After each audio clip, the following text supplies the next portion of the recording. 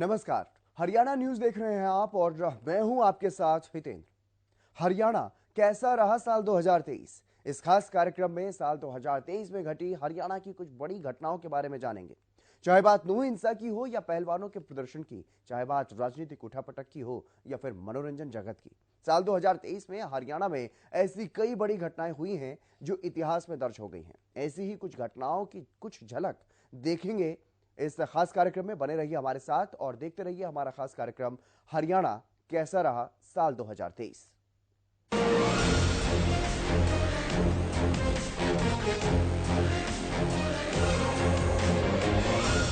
साल 2023 में ही नहीं बल्कि हरियाणा के इतिहास में भी नूह हिंसा अपने आप में एक बड़ी घटना है। नूह मेवात की गंगा जमुनी तहजीब का उदाहरण पूरे देश में दिया जाता रहा है, लेकिन इस बार यहां के भाईचारे को शायद किसी की बुरी नजर लग गई। यूं तो इस कहानी के कई किरदार हैं, लेकिन मुख्य किरदार हैं कांग्रेस विधायक मामन खान और मोनू मानेसर। इनके बारे में भी आपको बताएंगे और कैसे भड़की नूह मेवात में हिंसा, इस रिपोर्ट में आप देखिए।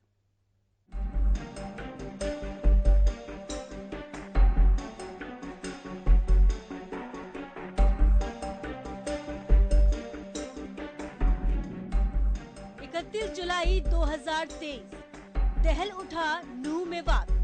मेवात हरियाणा की वो जगह है जिसकी गंगा जमुनी तहजीब का उदाहरण पूरे देश में दिया जाता रहा। वहाँ हिंसा भड़की, दंगे हुए, कई लोग भी मारे गए। इतना ही नहीं, आसपास के कई जिलों तक इस हिंसा की आग पहुंची। धारा 144 लागू कर दी गई। पैरामिलिट्री के जवानों ने मोर्चा संभाला और कई दिनों तक मानो सब कुछ ठप पड़ गया। यूं तो इस हिंसा के कई किरदार हैं, लेकिन मुख्य किरदार दो ही रहे। पहला मोनू मानेसर और दूसरा कांग्रेस विधायक मामन खान। बताया जाता है कि विवाद काफी पुराना है। मोनू मानेसर अपने आप को गौरक्षक बताता है। मोनू मानेसर सुर्खियों में आया नासिर और जुनैद हत्याकांड के बाद। बात फरवरी 2023 की है जब यह हत्याकांड सामने आया और इसी दौरान विधानसभा के बजट सत्र में कांग्रेस विधायक मामन खान ने मोनू मानेसर के मुद्दे को न सिर्फ सदन में उठाया बल्कि सदन से ही धमकी भी देते हुए नजर आए। ये वीडियो नूह हिंसा के बाद भी काफी वायरल हुआ। फोटो खिंचवा रहा है, कहीं अरुण जेटली के साथ फोटो खिंचवा रहा है। क्या डराना चाहता है ये मेवातियों को कि मैं इतना बड़ा आदमी हूँ? अब के मंत्री याद रखना, ये मेवात गया, इसकी प्यासी ना फोड़ी तो मेवात भी हमसे कौन कहेगा। इसने बहुत आतंक उठा लिया मेवात में। 3 लड़कों की हमारी जान ले ली है इसने। मैं और बताता हूं आपको। उसके बाद इसी टीम ने क्या गाड़ी नहीं दी मैंने। किसका क्या है? कैसे मार रहे हैं हमारे आदमियों को? ये कैसे मार रहे हैं? जब नहीं, अब मैं जब बोलता जब हमारे 3 आदमी मरे, मेरा टाइम जा रहा है यार। अब हाँ तो कोई बात नहीं, अब कहने दे। सरकार का बस का तो है नहीं। सरकार ने तो हथियार दे रखे, मारो मेवातियों को। इसके बाद मोनू मानेसर को पकड़ने के लिए राजस्थान पुलिस कई बार हरियाणा आई, लेकिन मोनू हाथ नहीं लगा। काफी समय बीत गया, लेकिन नूह के नल्हड़ मंदिर में हर साल जलाभिषेक का कार्यक्रम होता है और इसी कार्यक्रम के लिए कुछ हिंदू संगठनों ने एक यात्रा का आयोजन किया। इस दौरान मोनू मानेसर का एक वीडियो वायरल हुआ जिसमें वो सभी हिंदुओं से इस यात्रा में शामिल होने का आह्वान करता हुआ नजर आया। सभी भाइयों को बड़ी खुशी के साथ बताया जा रहा है 31/7/2023 दिन सोमवार को मेवात ब्रजमंडल यात्रा है। सभी भाई बढ़ चढ़कर हिस्सा लें और बढ़ चढ़कर मेवात के सभी मंदिरों में जाएं। तो ज्यादा से ज्यादा संख्या में सभी भाई जाएं। हम खुद यात्रा में शामिल रहेंगे। नासिर हत्याकांड को लेकर विशेष समुदाय के लोगों में मोनू मानेसर के खिलाफ पहले ही रोष था, जिसके बाद नूह के कुछ लोग भड़क गए और सोशल मीडिया पर भी उकसाने वाले काफी वीडियो वायरल हुए और आखिरकार जिसका डर था वही हुआ। यात्रा के दिन नूह मेवात में दंगे भड़के, अनेकों वाहनों को आग के हवाले कर दिया गया, दुकानों में तोड़फोड़ कर दी गई, यानी पूरा नूह मेवात का इलाका सुलग उठा था। पुलिस पर भी हमला हुआ, कई लोग घायल हो गए। मीडिया रिपोर्ट्स के मुताबिक करीब 6 लोगों की मौत भी हो गई थी। घटना के बाद काफी समय तक इलाके में पैरामिलिट्री फोर्सेस का पहरा रहा। धारा 144 लागू रही। स्थानीय लोगों को इंटरनेट की सुविधा से भी वंचित रहना पड़ा। साल 2023 की शुरुआत से ही कई ऐसी चीजें सामने आई जो पूरा साल सुर्खियों में बनी रही। उन्हीं में से एक पहलवानों का विवाद था। रेसलिंग फेडरेशन ऑफ इंडिया के तत्कालीन अध्यक्ष और सांसद बृजभूषण शरण सिंह पर दबंगई और महिला पहलवानों के साथ छेड़छाड़ जैसे गंभीर आरोप लगे और देश के वो सितारे जिन्होंने हमेशा देश का मान बढ़ाने का काम किया है, इस साल देश में पहली बार ऐसा हुआ कि वो आंदोलन करने को मजबूर हो गए। पेश है एक खास रिपोर्ट।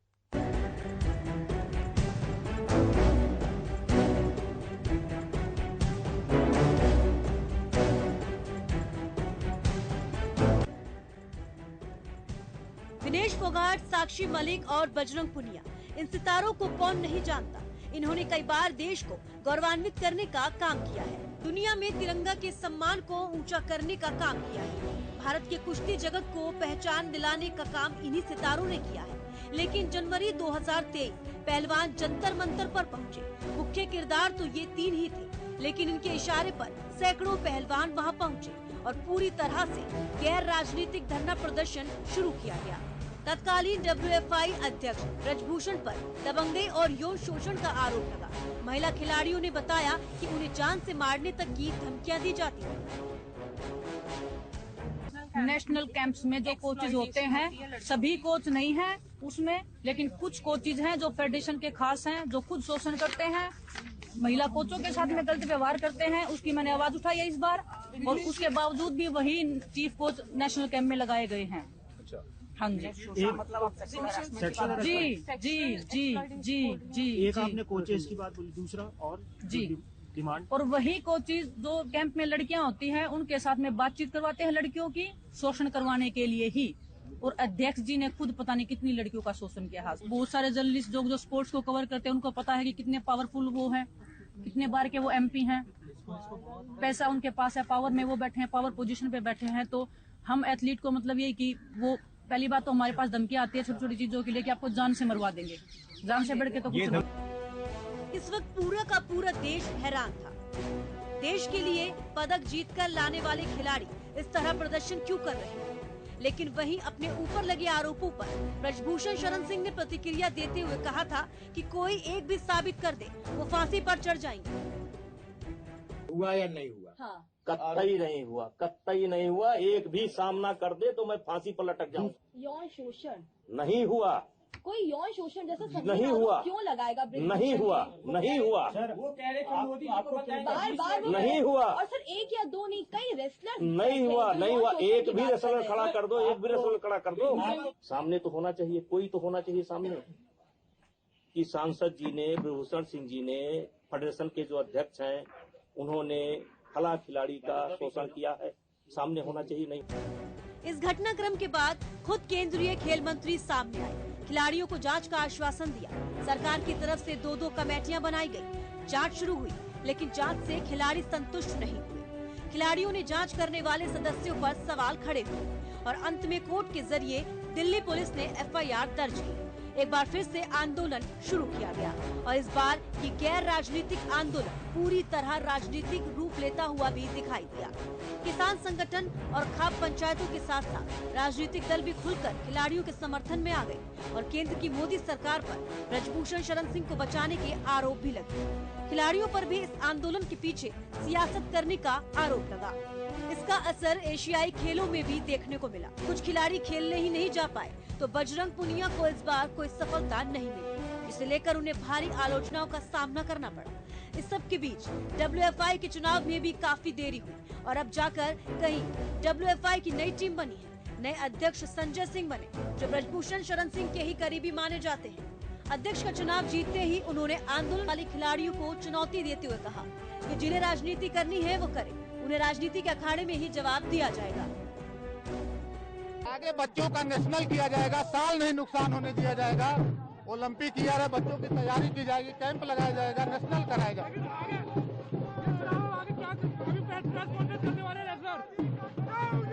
रेसलर जिनको कुश्ती करनी है वो कुश्ती कर रहे हैं, जिनको राजनीति करनी है वो राजनीति करें। राजनीति का जवाब राजनीति के अखाड़े में दिया जाएगा।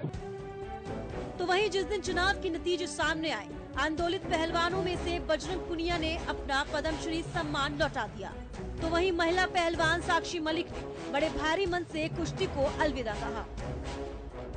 तो उसका बिल्कुल सहयोगी है, उसका बिजनेस पार्टनर है, वो अगर इस फेडरेशन में रहेगा तो मैं अपनी कुश्ती को त्यागती हूँ और मैं आज के बाद कभी भी आपको वहां नहीं दिखूंगा। तो बस सभी देशवासियों को धन्यवाद जिन्होंने आज तक इतना मेरा सपोर्ट किया और मुझे इस मुकाम तक पहुंचाया। धन्यवाद। हालांकि अब रेसलिंग फेडरेशन ऑफ इंडिया की नई टीम को खेल मंत्रालय की तरफ से सस्पेंड किया जा चुका है। साक्षी मलिक अपना फैसला वापस लेंगे या नहीं, ये देखना होगा और देखना ये भी होगा कि क्या फेडरेशन का चुनाव दोबारा होगा या नहीं। और इसके अलावा ब्रजभूषण शरण सिंह पर जो आरोप लगे हैं उन पर फैसला कोर्ट को करना है।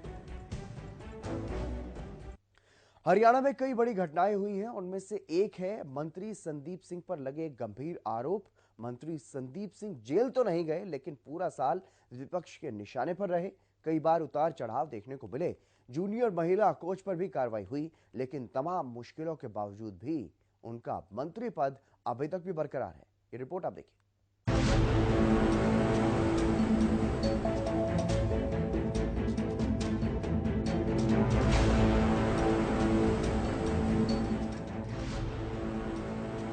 साल 2023 हरियाणा की सियासत में अगर किसी के लिए सबसे बुरा रहा तो वो है सरकार में मंत्री संदीप सिंह, क्योंकि पिछले साल के आखिरी दिनों में मंत्री संदीप सिंह पर एक जूनियर महिला कोच ने यौन शोषण का आरोप लगाए और इन्हीं आरोपों के चलते साल 2022 के आखिरी दिन उनके खिलाफ एफआईआर दर्ज हुई। इन्हीं आरोपों के चलते मंत्री संदीप सिंह को खेल मंत्रालय छोड़ना पड़ा और ये फैसला उन्हें साल के पहले दिन ही लेना पड़ा था। तब से लेकर अब तक ये विवाद मंत्री संदीप सिंह का पीछा छोड़ता हुआ दिखाई नहीं दे रहा है। कई बार विधानसभा सत्रों के दौरान विपक्ष मंत्री संदीप सिंह के मुद्दे पर हंगामा कर चुका है। हालांकि सीएम मनोहर लाल ने मंत्री संदीप सिंह का इस्तीफा न लेने की बात कहकर ये साफ किया कि सरकार जांच का इंतजार कर रही है और विपक्ष के दबाव कोई फैसला नहीं लेगी। या वो रिजाइन करे अपने मॉडल ग्राउंड से हिमसेल्फ, ठीक, या chief minister should ask to resign. Okay, वो अपना उन्होंने आपने कह दिया, वो अपना सोच लेंगे क्या करना है। प्लीज धज्जियां उड़ाएंगे, धज्जियां उड़ाओ। भाई मुख्यमंत्री जी ने निर्णय लेना है, मैंने थोड़ी लेना है। मुख्यमंत्री सोच लिया, मैंने सोच लिया, एक आदमी सोच लिया, नहीं लिया जाएगा, नहीं लिया जाएगा। वो आज भी कह रहा, मैंने सोच के बयान दे रहा हूँ, नहीं लिया जाएगा, कोई इस्तीफा नहीं लिया जाएगा जो उन्होंने कहा। सदन के बाहर भी मंत्री संदीप सिंह कई बार मुश्किलों में फंसते हुए नजर आए। एक बार इस तरह की खबरें सामने आई कि पार्टी ने भी संदीप सिंह से किनारा कर लिया है। इस मामले में जूनियर महिला कोच पर भी कई तरह के सवाल खड़े हुए, कई तरह की बातें कही गई। सरकार की तरफ जूनियर महिला कोच को सस्पेंड भी कर दिया गया, लेकिन अभी तक भी ये मामला निष्कर्ष तक नहीं पहुंचा है। भले ही मंत्री संदीप सिंह को सरकार और सीएम का समर्थन मिला हो, लेकिन मुश्किलें अभी तक भी पूरी तरह खत्म नहीं हुई है। तो वहीं मंत्री संदीप सिंह के लिए ये राहत की बात रही। विपक्ष के तमाम प्रयासों के बाद भी मंत्री संदीप सिंह से इस्तीफा नहीं लिया गया। भले ही खेल मंत्रालय छोड़ना पड़ा हो, लेकिन मंत्री पद उनका अभी भी बरकरार है। हरियाणा प्रदेश देश ही नहीं बल्कि विश्व के नक्शे पर तेजी से उभरता हुआ प्रदेश है। यहाँ की मिट्टी में ही शायद कुछ खास बात है। हरियाणा सरकार भी विशेष प्रयास कर रही है ताकि प्रदेश के विकास में और भी तेजी आए और प्रदेश के लोग खुशहाल रहें। इस साल सरकार ने क्या कुछ बड़े फैसले लिए हैं और क्या कुछ बदलाव प्रदेश में देखने को मिला है, वो आप इस रिपोर्ट में देखिए।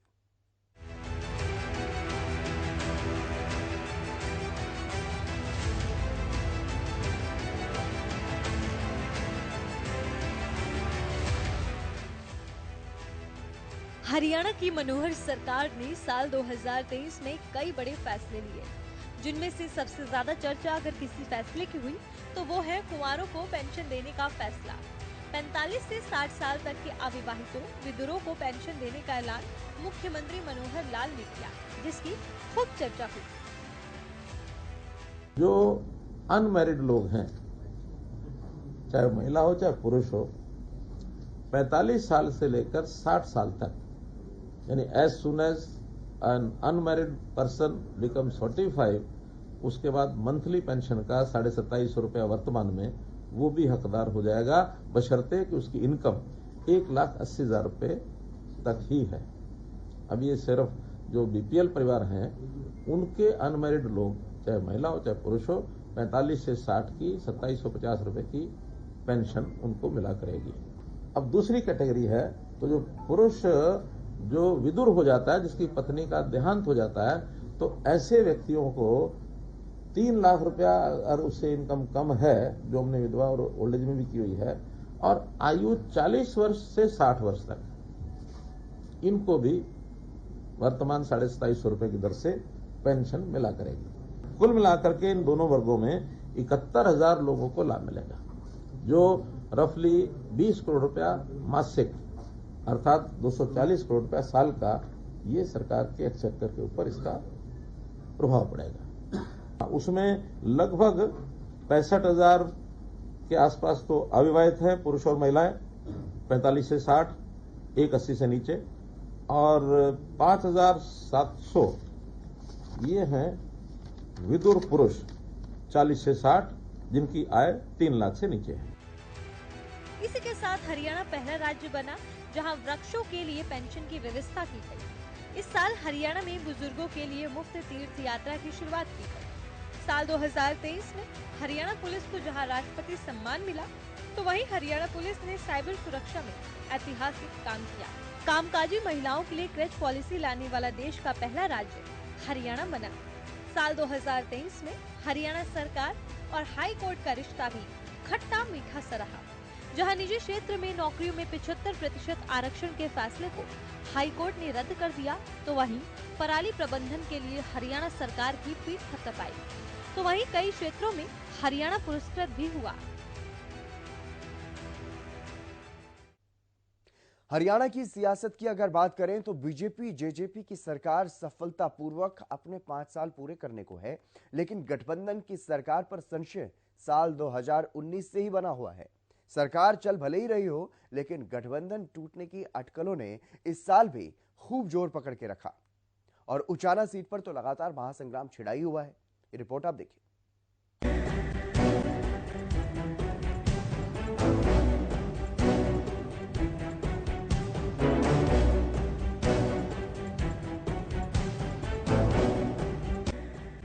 साल 2019 में सरकार बनाने के लिए बीजेपी जेजेपी में गठबंधन हुआ। तब से कई तरह की अटकलें शुरू हुई। अब तक इन अटकलों पर विराम नहीं लग पाया और ये अटकलें हैं इस गठबंधन के टूटने की, सरकार के गिरने की। बीजेपी जेजेपी के नेताओं में भी कई बार बयानबाजी देखने को मिली, लेकिन गठबंधन चलता रहा, सरकार चलती रही, कॉमन मिनिमम प्रोग्राम की बात होती रही। लेकिन साल 2023 इस मामले में थोड़ा अलग रहा, क्योंकि गठबंधन के मुखिया यानी सीएम मनोहर लाल ने जो कहा वो जेजेपी को बिल्कुल भी पसंद नहीं आया होगा। बात है 28 अप्रैल की। हरियाणा न्यूज का कॉन्क्लेव चल रहा था। सीएम मनोहर लाल ने एक सवाल का जवाब दिया और उसमें जो कहा पहले आप वो सुनिए। कहा है हम इस टर्म में 3,000 ही करेंगे, इससे ज्यादा नहीं करेंगे, क्योंकि हमने 3,000 का वादा किया था, 3,000 हम देंगे। हमने कभी 5100 की बात नहीं कही है। अब हमने जो किया है, कहा है, वो हमने किया, और सरकार तो मुख्य रूप से बीजेपी की है, तो ये बड़ी सरकार बात कोई जेजेपी की नहीं है। जेजेपी हमें सहयोग कर रही है, लेकिन कभी हमने उनकी बात मानी नहीं है। बस यहीं से एक बार फिर से गठबंधन में खटास शुरू हुई, बयानबाजी भी हुई। इतना ही नहीं, उचाना सीट पर जो महासंग्राम दो सियासी परिवारों में छिड़ा हुआ है, उसमें बीजेपी के प्रदेश प्रभारी की भी एंट्री हो गई और उन्होंने जो दावा डिप्टी सीएम की सीट पर किया, डिप्टी सीएम को बिल्कुल भी पसंद नहीं आया। भारतीय जनता पार्टी और जननायक जनता पार्टी का गठबंधन माननीय अमित शाह जी के घर पे हुआ था 10:30 बजे, और मुझे लगता है दोनों पार्टियों ने एक दूसरे से चर्चा कर सहमति कर प्रदेश में गठबंधन किया। मुझे नहीं लगता किसी ने किसी पे एहसान किया। इनके अलावा पूर्व केंद्रीय मंत्री वीरेंद्र सिंह और उनके परिवार के सदस्य जिस तरह से उचाना सीट पर अपना दावा कर रहे हैं और डिप्टी सीएम पर लगातार हमला बोल रहे हैं, इतना ही नहीं, पार्टी पर भी दबाव बनाने की कोशिशें कर रहे हैं। उसका असर भी इस रिश्ते को चोट पहुंचाता रहा, लेकिन गठबंधन बरकरार रहा। यहाँ तक कि राजस्थान के चुनाव में बीजेपी और जेजेपी कई सीटों पर आमने सामने रही। इसके बावजूद भी अभी तक सरकार चलाने के लिए बना ये गठबंधन जारी है। हरियाणा कांग्रेस के लिए साल 2023 काफी अलग रहा। हरियाणा कांग्रेस के बड़े नेताओं के बयान भी काफी चर्चाओं में रहे। कथित गुटबाजी में भी थोड़ा परिवर्तन देखने को मिला, लेकिन संगठन का निर्माण इस बार भी नहीं हो पाया। हरियाणा कांग्रेस के लिए कितना खास रहा साल 2023, इस रिपोर्ट में आप देखिए।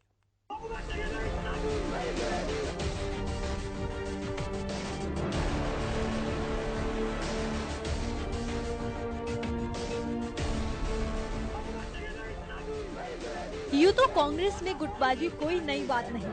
कांग्रेस को सबसे ज्यादा नुकसान गुटबाजी से होता है, लेकिन हरियाणा कांग्रेस के किस्से अलग हैं और साल 2023 के किस्से तो लाजवाब हैं, क्योंकि कई गुटों में बटी हरियाणा कांग्रेस इस साल सिर्फ 2 धड़ों में दिखाई दी। सियासी गलियारों में चर्चा हुड्डा गुट और हुड्डा विरोधी गुट की चली, क्योंकि कुमारी सैलजा, रणदीप सुरजेवाला और किरण चौधरी एक मंच पर नजर आए, कई बार संयुक्त प्रेस कॉन्फ्रेंस करते नजर आए, तो वहीं पूर्व सीएम भूपेंद्र हुड्डा चुनावी घोषणाएं करते नजर आए।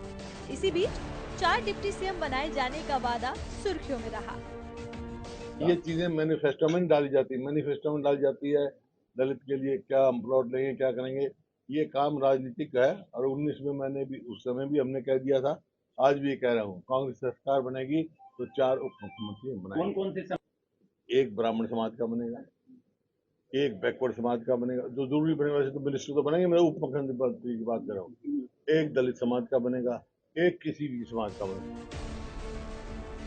तो वहीं कांग्रेस के राष्ट्रीय नेता रणदीप सुरजेवाला और प्रदेश अध्यक्ष उदय भान के ऐसे बयान सामने आए जो सुर्खियों में तो रहे, लेकिन इन दोनों ही नेताओं को खूब आलोचनाओं का सामना करना पड़ा। राक्षसों, भाजपा के राक्षस हो तुम लोग। भारतीय जनता पार्टी को जो वोट देता है और भारतीय जनता पार्टी का जो समर्थक है वो राक्षस प्रवृत्ति का व्यक्ति है। मैं आज महाभारत की इस धरती से श्राप देता हूं। अगर पूछना है तो उस बच्चे के, उस बिटिया के, उस बेटे के माँ बाप से पूछो, कहता मौका तो दो, नौकरी मत देना, जब मिलेगी मिल जाएगी यार, पेपर में बैठने की इजाजत हो। बात ठीक है, ऊपर रंडवा राज कर रहा है, नीचे पंडवा राज कर रहा है। उसने जीते जी अपनी पत्नी को मार दिया और नीचे वाले को पता ही नहीं है क्या होता है घर परिवार का चलाना, तो ये इस तरह का हो रहा है। इस साल हरियाणा कांग्रेस में अगर कुछ नहीं हुआ तो वो है संगठन निर्माण। सालों से कांग्रेस कार्यकर्ताओं को संगठन निर्माण का इंतजार है। इस साल जून में कांग्रेस के राष्ट्रीय नेतृत्व ने वरिष्ठ नेता दीपक बाबरिया को हरियाणा का प्रभार सौंपा, तो लगा कि संगठन का निर्माण हो जाएगा, लेकिन फिर वही ढाक के 3 पार। संगठन की प्रक्रिया जरूर शुरू की गई, लेकिन जमीनी स्तर गुटबाजी सामने आई, तो फिर से संगठन निर्माण का काम शायद ठंडे बस्ते में चला गया।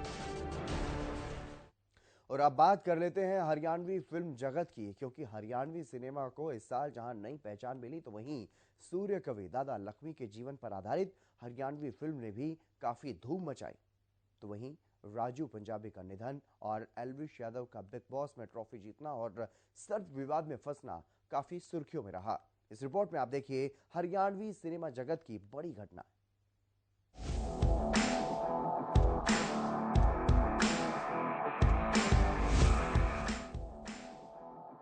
हरियाणवी सिनेमा की अपनी अलग पहचान है।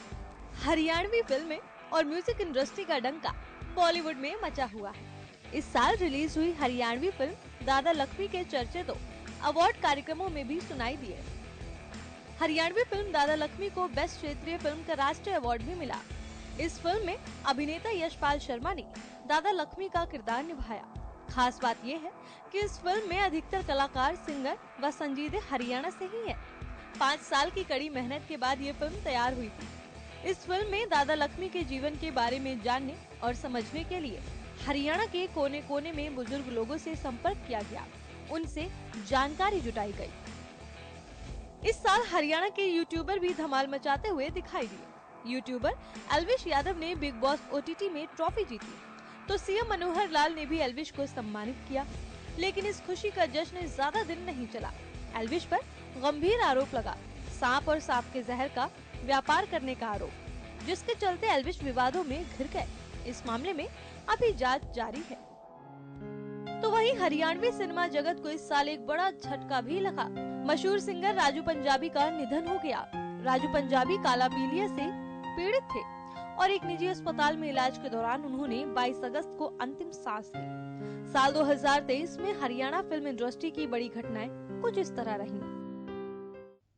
तो साल 2023 में हरियाणा में कुछ ये बड़ी घटनाएं घटी हैं जो हमेशा हमेशा याद रखी जाएंगी शायद। लेकिन अब साल 2024 आ चुका है, तो ऐसे में हंसी और मुस्कुराहट के साथ साल 2024 का स्वागत कीजिए। हैप्पी न्यू ईयर और आप बने रहिए हरियाणा न्यूज के साथ।